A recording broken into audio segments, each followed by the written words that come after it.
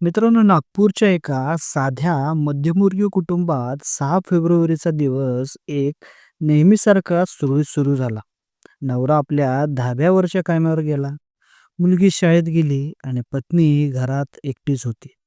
पण संध्याकाळपर्यंत या घरावर काळाचं सावट पसरलं होतं. संध्याकाळी शाळेतून परत आल्यावर 10 वर्षीय चिमुकलीने दार उघडताच विचित्र शांतता जाणवली. तिने आईला हाक मारली, पण प्रतिसाद आला नाही. खोलीत डोकावल्यावर तिच्या डोळ्यासमोर जे दृश्य भीषण दिसलं होतं, ते असं की आई जमिनीवर निपचिप पडली होती. तिच्या गळ्यातलं मंगळसूत्र तुटलेलं होतं, कानामागे खोल जखम झाली होती आणि घरातलं सामान अस्ताव्यस्त पडलेलं होतं. मुलीला काहीच समजत नव्हतं.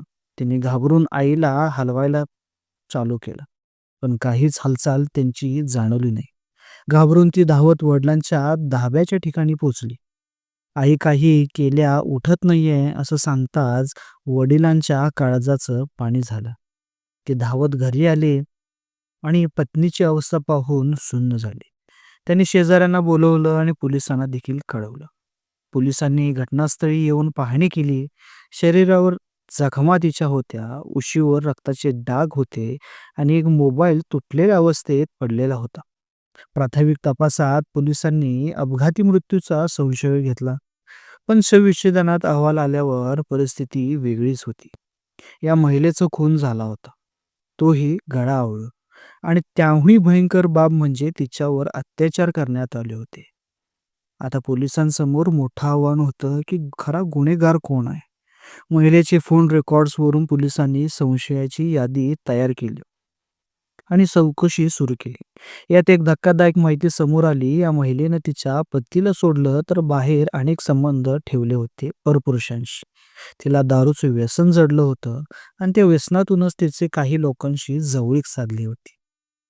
तपासाच्या ओघात पोलिसांना समोर एक नाव वारंवार येत होतं, ते म्हणजे राहुल वर्मा. 26 वर्षीय राहुल हा एक बांधकाम साईटवर काम करणारा मजूर होता. 2 वर्षापूर्वी तो आणि ही महिला एका ठिकाणी मजुरीचं काम करत होते. तिथेच त्यांची ओळख झाली. ओळखीचं रूपांतर आकर्षणात झालं आणि मग त्यांच्या अनेकदा भेटीगाठी घडून आल्या.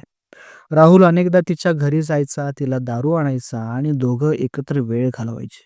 पण गेल्या काही दिवसापासून महिलेनं तिच्याशी थोडं अंतर ठेवलं होतं. हेच राहुलला सहन होत नव्हतं. 6 फेब्रुवारीला राहुलने तिला भेटायचं ठरवलं. दुपारी 1 वाजता तो तिच्या घरी पोहोचला. त्या दोघांमध्ये नेहमीसारखंच बोलणं सुरू झालं. त्याने तिच्यासाठी दारू आणली होती. दोघांनी एकत्र ती प्यायली, पण त्यावेळी परिस्थिती थोडी जरा वेगळी होती. दारूच्या नशेत राहुलने तिच्यावर शरीरसुखाची मागणी केली, पण तिने स्पष्ट नकार दिला. तिने त्याला सांगितलं की तिला आता हे सगळं थांबवायचं आहे. तिच्या या वागण्याने राहुल चिडला. "मग आधी इतक्या वेळा काय भेटलीस?" असं विचारत त्याने तिच्यावर दबाव टाकला. वाद विकोपाला गेला आणि संतापाच्या भरात राहुलने तिला जोरात ढकललं.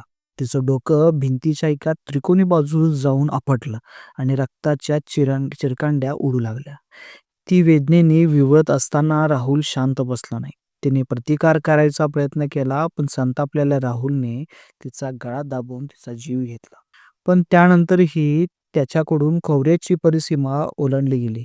त्याने मृतदेहावर अत्याचार केला आणि नंतर भानावर आल्यावर तिचा मृतदेह आणि घरातला सगळा पसारा पाहून तो घाबरला.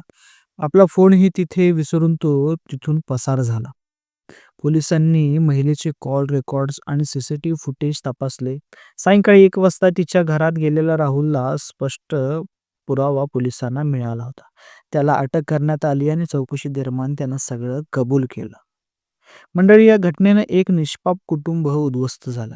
एका नवऱ्यानं आपल्या पत्नी गमावली, पण त्याहूनही वाईट म्हणजे एक चिमुकलीनं तिच्या आईला अशा अवस्थेत पाहिलं, जे तिच्या मनात खोलवर रुजलं गेलं आणि तिच्यावर एक गहिरा घाव घालून गेलं.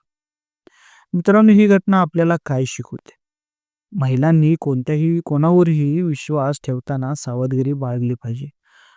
कोणत्याही संशयास्पद नात्याचा त्रास होत असेल, तर त्वरित त्याचा बिमोड केला पाहिजे. आपल्या सुरक्षेच्या दृष्टीनं योग्य तो निर्णय त्यांनी घेतला पाहिजे. मित्रांनो, ही स्टोरी तुम्हाला कशी वाटली हे कमेंट बॉक्समध्ये नक्की कळवा. आणि हां, अशा सत्य घटनांवर आधारित आपल्या चॅनेलला नक्की सबस्क्राईब करा. धन्यवाद.